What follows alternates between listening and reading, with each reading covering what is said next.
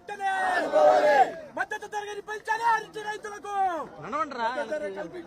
మద్దతు ధర కల్పించాలి అరటి రైతులకు.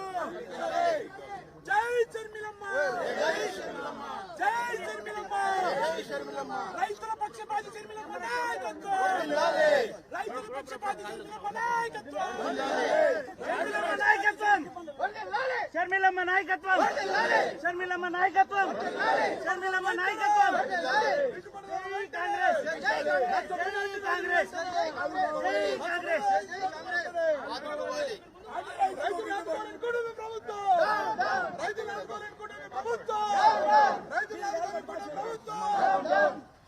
రైతుకు గిట్టుబాటు ధర వెంటనే, రైతుకు గిట్టుబాటు ధర వెంటనే, గిట్టుబాటు ధర వెంటనే కల్పించాలి, గిట్టుబాటు ధర కల్పించాలి.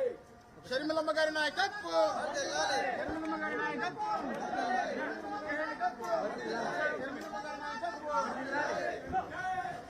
జై జై కాంగ్రెస్, జై జై కాంగ్రెస్, జై జై కాంగ్రెస్, జై కిసాన్, జై కిసాన్, జై జై కిసాన్, జై జై కిసాన్. వర్ధిల్లాలి, వర్ధిల్లాలి.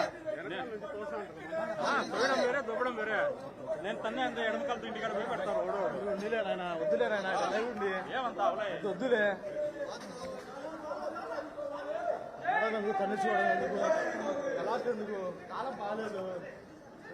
జై కాంగ్రెస్, జై కాంగ్రెస్, షర్మిలమ్మ నాయకత్వం, షర్మిలమ్మ నాయకత్వం, షర్మిలమ్మ నాయకత్వం. రైతే, రైతే, రైతే, రైతే, జై కాంగ్రెస్.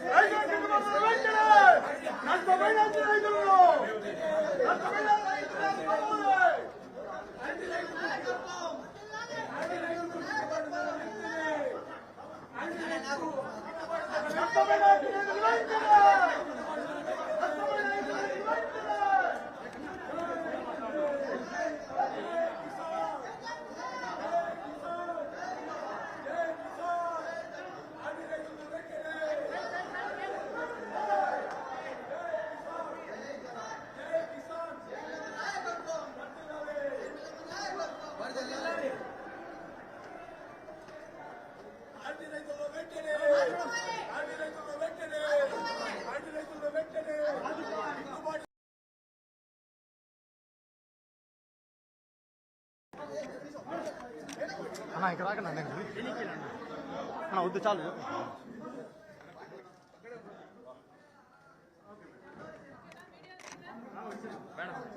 మేడం సెక్యూరిటీ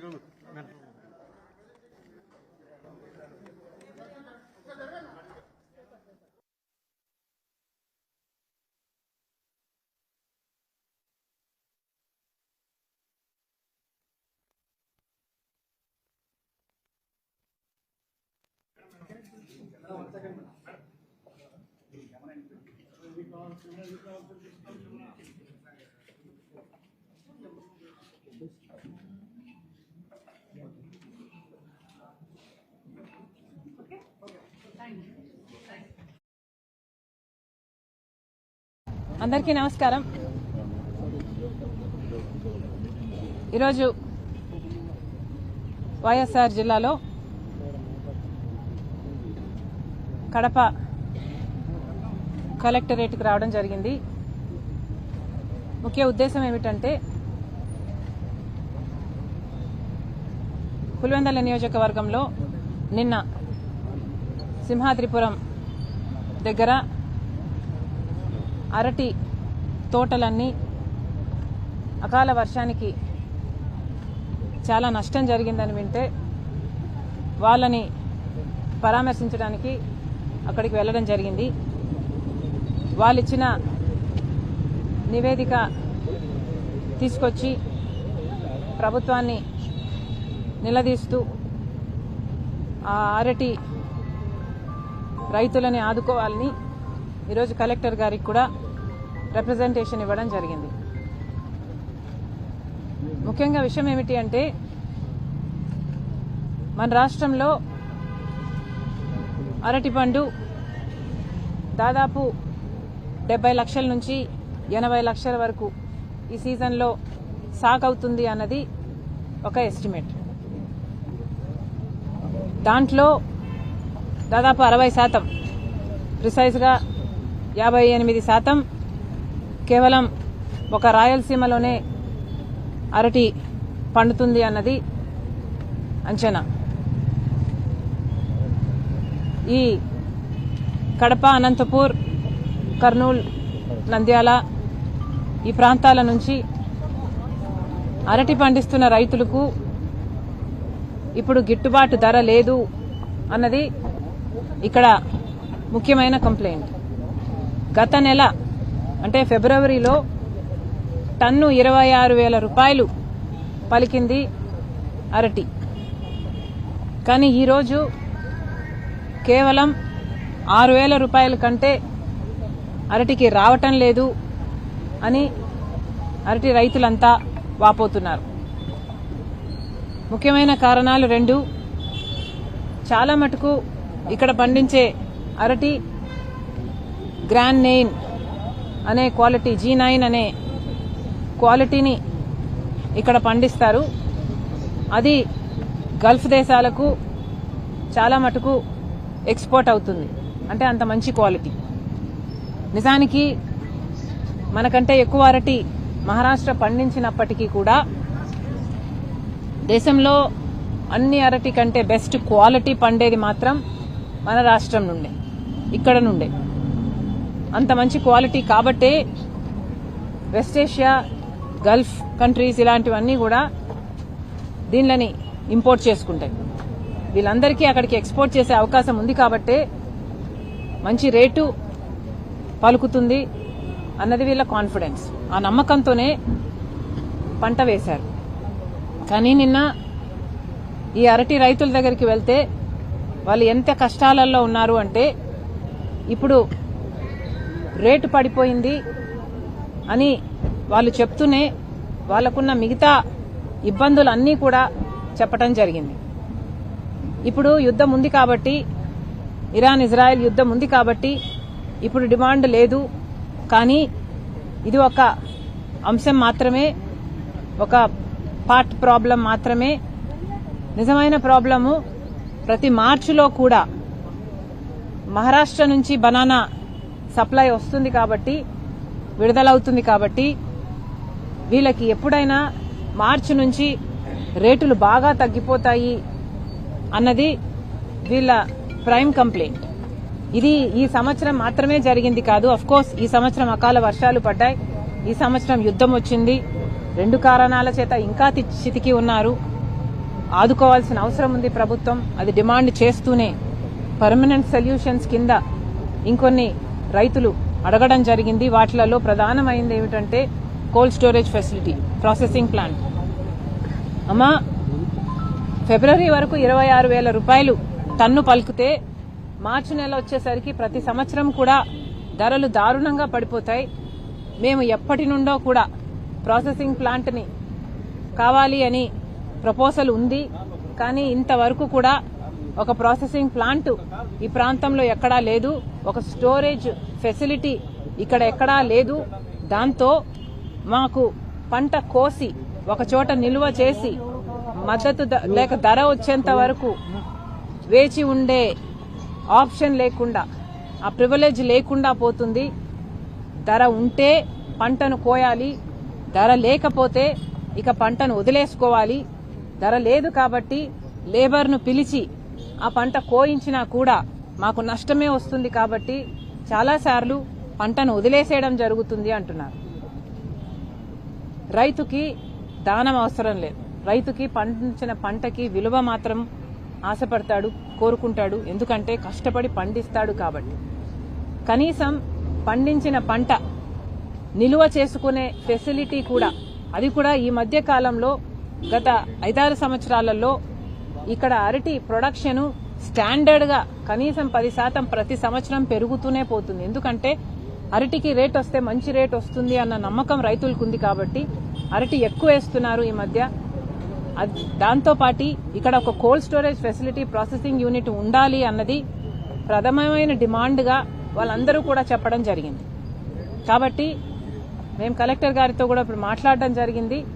ఇక్కడ వెంటనే ప్రాసెసింగ్ ప్లాంట్ అంటే కోల్డ్ స్టోరేజ్ ఫెసిలిటీ ఏర్పాటు చేయాల్సిన అవసరం ఉంది.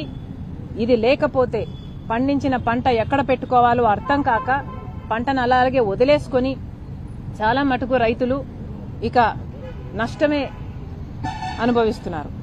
ఎందుకు చెప్తున్నాము అంటే నిన్న మేము వెళ్లిన రైతులకు ఎన్ని ఇబ్బందులు ఉన్నాయి అంటే అసలు చాలా మంది రైతులైతే మొలకల దగ్గర నుంచి కూడా రిస్కే అమ్మా ఇది అంటున్నారు. అంటే మొలకలు కొన్నప్పుడు కూడా చాలాసార్లు ఫేక్ వస్తాయి, అంటే డూప్లికేట్స్ వస్తాయి. దాంతో మొలకే అంటే స్టార్టింగ్లోనే ఆ మొలకతో పంట మొదలు పెడితే తగినంత అనుకున్నంత ఉత్పత్తి రాదు. అక్కడ నుంచి రిస్క్ మొదలైతే అడుగు అడుగున అన్ని రిస్కులే.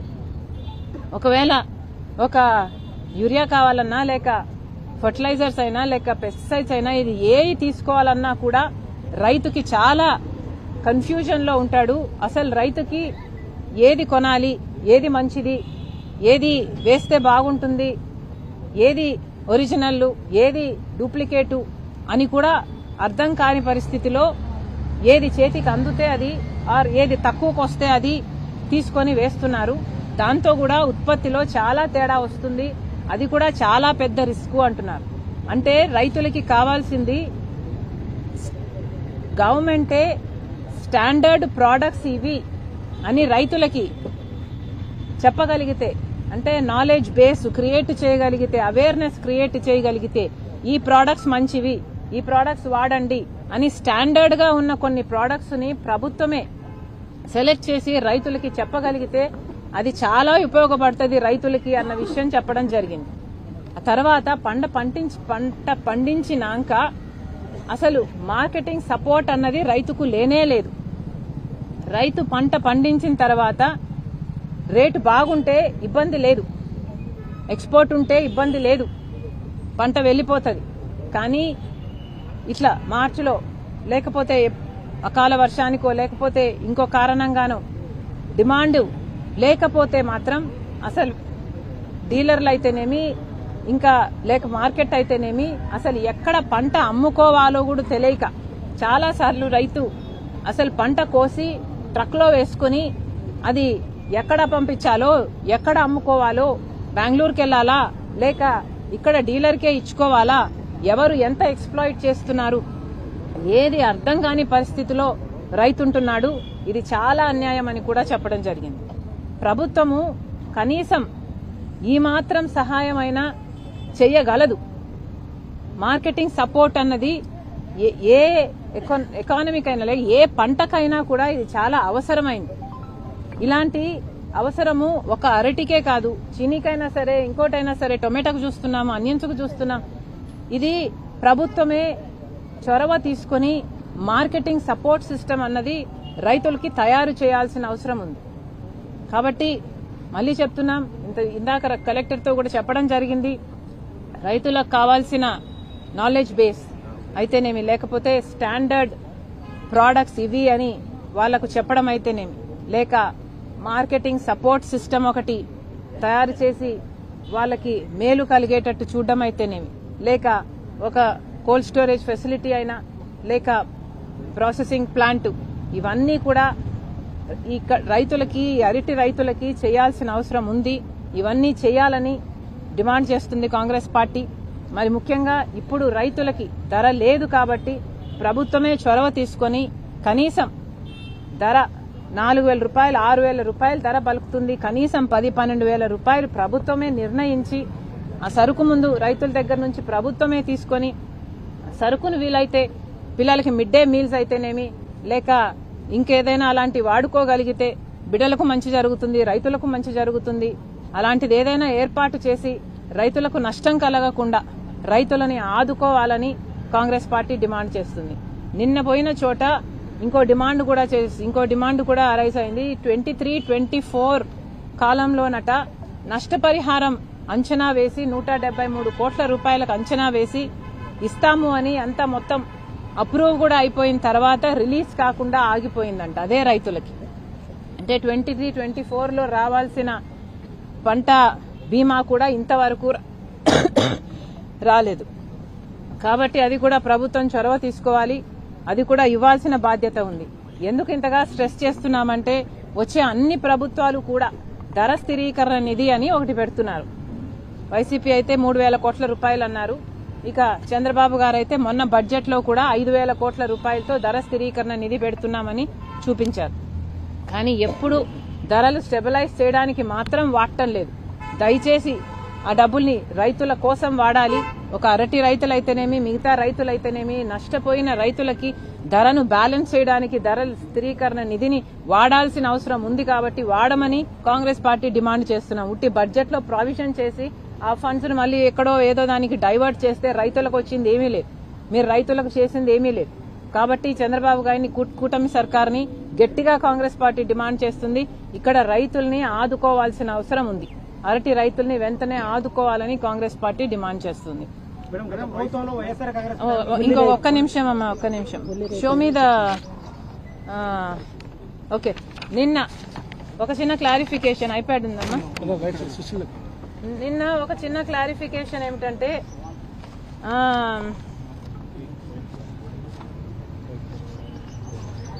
నిజానికి ఇక్కడ అజెండా ప్రభుత్వాన్ని ప్రశ్నించడం. Please let me first make this clear. ప్రభుత్వాన్ని ప్రశ్నించడానికే కాంగ్రెస్ పార్టీ ఇక్కడికి వచ్చాం. మేమందరము ప్రభుత్వాన్ని ప్రశ్నించే విషయంలో నిన్న సింహాద్రిపురంలో మేమందరము వెళ్లి అక్కడ రైతుల్ని కలవడం జరిగింది. దాని తర్వాత మీడియాతో మాట్లాడడం జరిగింది. మీడియాతో మాట్లాడినప్పుడు అక్కడ ప్రభుత్వము కోల్డ్ స్టోరేజ్ ఫెసిలిటీ ఇంతవరకు ఎందుకు ఏర్పాటు చేయలేదు అని ప్రశ్నిస్తూ మేము అన్న మాట, జగన్మోహన్ రెడ్డి గారు ముఖ్యమంత్రిగా ఉన్నారు, మరి జగన్మోహన్ రెడ్డి గారు కోల్డ్ స్టోరేజ్ ఫెసిలిటీ మొదలు పెట్టారు, అది పూర్తి చేయకపోవడం నిర్లక్ష్యమే కదా అని అన్నాం. దానికి వైసీపీ వాళ్ళు రియాక్ట్ అయ్యి ఒక వీడియోని సర్క్యులేట్ చేస్తున్నారు. ఇది ముందు ప్లే చేసిన తర్వాత దీని గురించి ఎక్స్ప్లెయిన్ చేస్తా. నేను ఇక్కడ పెట్టనా? How do you play this? కనీసం పులివెందుల కాన్స్టిట్యుయెన్సీ అంటే మాజీ ముఖ్యమంత్రి జగన్మోహన్ రెడ్డి గారి కాన్స్టిట్యుయెన్సీలో కూడా ఇక్కడ కూడా కోల్డ్ స్టోరేజ్ ఫెసిలిటీ ఇంతవరకు ఏర్పాటు చేయలేదు అంటే ఇది నిర్లక్ష్యం కాకపోతే ఇంకేమిటి? నా వెనకాలే అక్కడ కనిపిస్తా ఉంది కదా, అక్కడ గోడౌన్ షేప్ లో 600 టన్నుల ఇంటిగ్రేటెడ్ బనానా కోల్డ్ స్టోరేజ్. అది 2023లో వైఎస్ఆర్సీపీ ప్రభుత్వంలో నేను ముఖ్యమంత్రిగా ఉన్నప్పుడు ప్రారంభోత్సవం చేశాం. కంప్లీట్ అయిపోయింది. అయినా కానీ అది ఇప్పుడు నడపడంలా. ఎందుకు నడపడం లేదు అని అంటే కరెంటు ఖర్చులు ఎక్కువ అవుతాయని చెప్పి నడపకుండా పక్కన పడేసినారు. ఈ రోజు మనము రైతు ఎలా బ్రతుకుతా ఉన్నాడని చెప్పడానికి నిదర్శనం ఇది. మీడియా ద్వారా రాష్ట్ర ప్రజలకు తెలియజేస్తూ చంద్రబాబు నాయుడు గారి ప్రభుత్వానికి గట్టిగా బుద్ధి రావాలని దేవుణ్ణి ప్రార్థిస్తా ఉన్నాం. ఓకే. సో దీంట్లో జగన్మోహన్ రెడ్డి గారు చెప్పినట్టు పట్టుకున్నా. ఇది జగన్మోహన్ రెడ్డి గారు చెప్పినట్టుగా, అవును, జగన్మోహన్ రెడ్డి గారు ఒక ప్రాసెసింగ్ ప్లాంట్ ని కోల్డ్ స్టోరేజ్ ఫెసిలిటీతో పాటు ఇంటిగ్రేటెడ్ బనానా కోల్డ్ స్టోరేజ్ ఫెసిలిటీని ఒకటి ప్రారంభించడం జరిగిన మాట వాస్తవం. కానీ జగన్మోహన్ రెడ్డి గారు చెప్పినట్టుగా అది 2023లో దాని ప్రారంభం జరగలేదు. దాని ప్రారంభం జరిగింది 11th March 2024. ఇది please if it's possible please zoom in and take this. 11th March 2024న జగన్మోహన్ రెడ్డి గారు banana integrated plant 600 metric tons storage చేయగల కెపాసిటీతో జగన్మోహన్ రెడ్డి గారు 11th March 2024 అంటే ఇక కోడ్ వస్తుంది అని తెలిసి హడావిడిగా కోడ్ రాకముందు దీనికి ప్రారంభోత్సవం చేశారు జగన్మోహన్ రెడ్డి గారు. ఇది 2023లో ఇది ప్రారంభోత్సవం చేయలేదు. 2023లో ఇది నడపలేదు. జగన్మోహన్ రెడ్డి గారు దీన్ని ప్రారంభోత్సవం చేసింది March 11th 2024లో ఎలక్షన్లకు వస్తున్నాయి అని కోడ్ రాకముందు జస్ట్ ముందు మాత్రమే దీన్ని ప్రారంభించడం జరిగింది. కానీ ఇది ఆ రోజు ప్రారంభించే రోజుకి ఇది ఒక షెల్ మాత్రమే. జగన్మోహన్ రెడ్డి గారు ప్రారంభించడానికి అర్జెంటుగా దీన్ని పెయింట్లేసి అరటి గెలలు పెట్టి మీడియా కోసమని దీన్ని ప్రారంభించారు తప్పితే ఏ పనులు అక్కడ ఇంకా పూర్తి స్థాయిలో అవ్వలేదు. కనీసం ఈ ప్రాసెసింగ్ ప్లాంట్ నడవడానికి బోర్వెల్స్ అంటే వాటర్ ఫెసిలిటీ కూడా లేదు, ఆర్ఓ సిస్టమ్ కూడా ఏర్పాటు చేయలేదు. ఈ ప్లాంట్ నడవడానికి కావాల్సిన పవర్ ఫెసిలిటీ కూడా ఇవ్వలేదు. అంతేకాదు కోల్డ్ స్టోరేజ్ కు కావాల్సిన ఎక్విప్మెంట్ అయితేనేమి, ఆ కూలింగ్ ఫెసిలిటీస్ అయితేనేమి ఇవేవి ఏర్పాటు చేయకుండానే జగన్మోహన్ రెడ్డి గారు దీనికి ప్రారంభోత్సవం చేశారు. అంటే 11th మార్చిన జగన్మోహన్ రెడ్డి గారు ప్రారంభోత్సవం చేశారు. ఆ మరుసటి రోజు 12 మార్చిన నుంచి కనీసం ఒక్క అరటి గెల కూడా ఇక్కడికి రాలేదు. ఒక్క అరటి గెల కూడా ఇక్కడ మళ్లీ కోల్డ్ స్టోరేజ్ లో స్టోరేజ్ చేసిన దాఖలాలు లేవు. ఒక్క అరటి గెలను కూడా ఇక్కడ ప్రాసెసింగ్ చేసి ఒక ప్రాడక్ట్ గా మళ్లీ బయటికి పంపించిన దాఖలాలు లేవు. కనీసం జగన్మోహన్ రెడ్డి గారు ఈ 11 మార్చి నాటికి కాదు, అప్పటి నుండి ఇప్పటి వరకు ఇంకా 9 కోట్ల రూపాయలు కాంట్రాక్టర్ కు ఇంకా అలాగే పేమెంట్ ఇంకా ఇప్పటి వరకు కూడా జగన్మోహన్ రెడ్డి గారు పెండింగ్ పెడితే ఈ రోజు వరకు కూడా అలాగే పెండింగ్ ఉంది. అంటే ఇది కేవలం ఎలక్షన్ల ముందు హడావిడిగా మేం చేశామనిపించుకోవడానికి చేశారు తప్పితే జగన్మోహన్ రెడ్డి గారు దీన్ని చెయ్యనే లేదు. ఇందాక వీడియోలో చెప్పినట్టుగా జగన్మోహన్ రెడ్డి గారు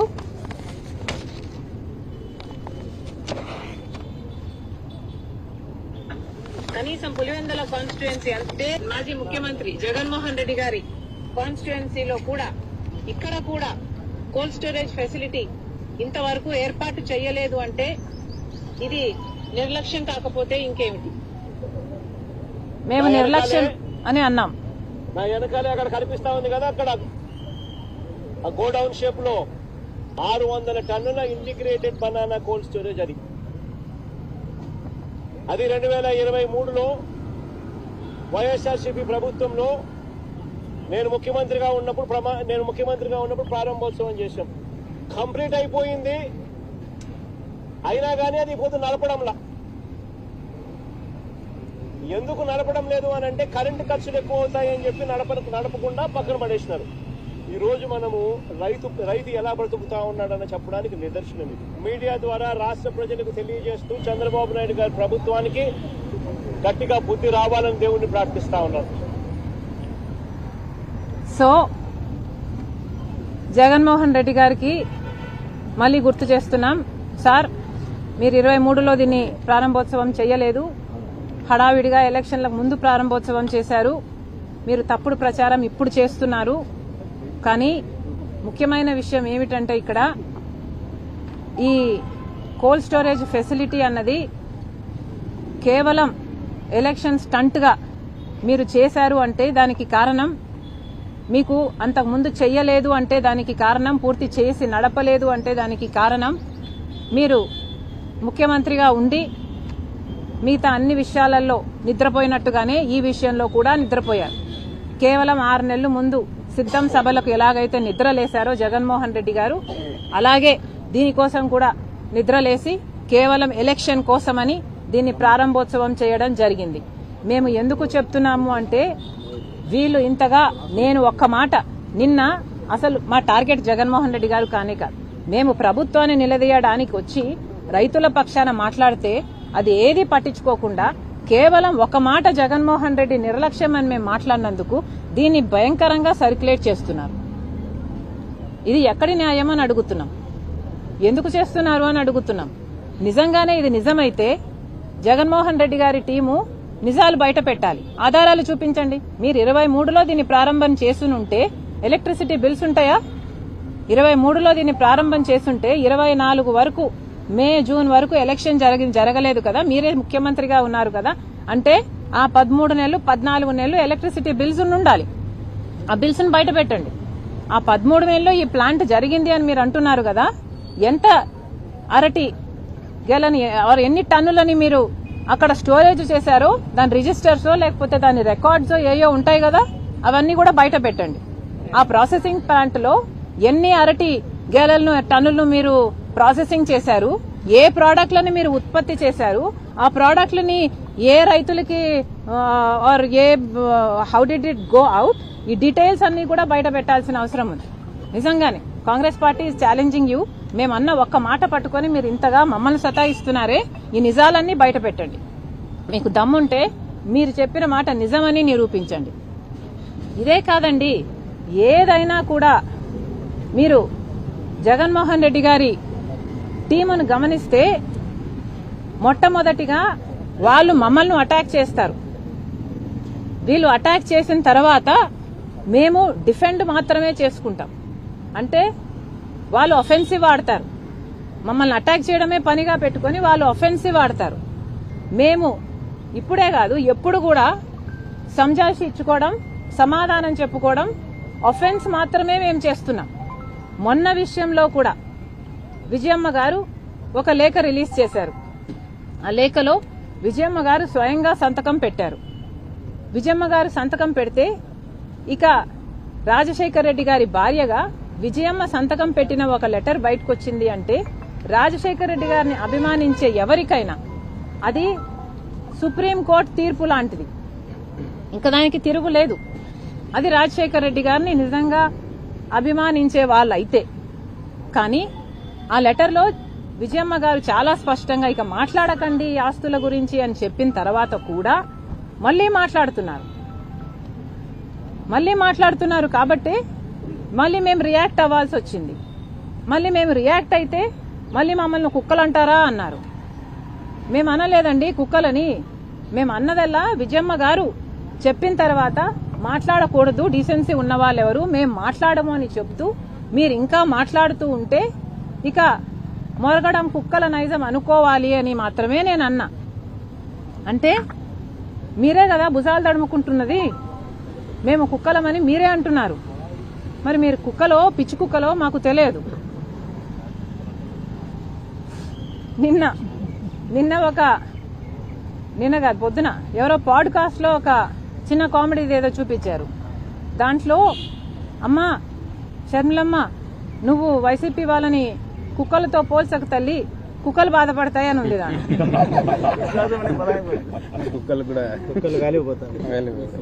మేమనలేదండి, మేమనలేదు. ఇప్పటికీ కూడా జగన్మోహన్ రెడ్డి గారు మా టార్గెట్ కానే కాదు. మేము ప్రభుత్వాన్ని ప్రశ్నించడానికి ఇక్కడికి వచ్చాం, ప్రభుత్వాన్ని ప్రశ్నిస్తున్నాం. కానీ మీరు మమ్మల్ని టార్గెట్ చేసి నిన్న వీడియో రిలీజ్ చేయాల్సిన అవసరం ఏమొచ్చిందో మాకైతే అర్థం కావటం లేదు. మీకు ఏమాత్రం వీలున్నా లేకపోతే ఇంగితం ఉన్నా ఇక్కడ అరటి రైతుల కోసం మేము వస్తే మాతో కలిసి ఇంకో మాట అరటి రైతుల కోసం మాట్లాడతారా, లేకపోతే మేము అరటి రైతుల్ని బాగు చేయడానికని మేమొస్తే మా మీద మాట్లాడతారా? ఇంగితం ఉందా అండి మీరు చేస్తున్న దాంట్లో? మళ్ళీ మీరు ప్రతిపక్షం, అసెంబ్లీకి ఎలాగో పోరు. కనీసం నిజంగా ప్రజల పక్షాన పోరాటం చేస్తున్న వాళ్ళకైనా మీరు కనీసం కొంచెమైనా అయ్యో చేస్తున్నారులే అన్న భావన కూడా లేదు. మళ్ళీ చెప్తున్నాం, మీ జోలికి మేము రావటం లేదు. మమ్మల్ని అటాక్ చేస్తే మాత్రం మేము సమాధానం చెప్తాం. ఒఫెన్సివ్ గేమ్ మేము కూడా ఆడతాం, మాకు కూడా ఆడడం తెలుసు. Thank you.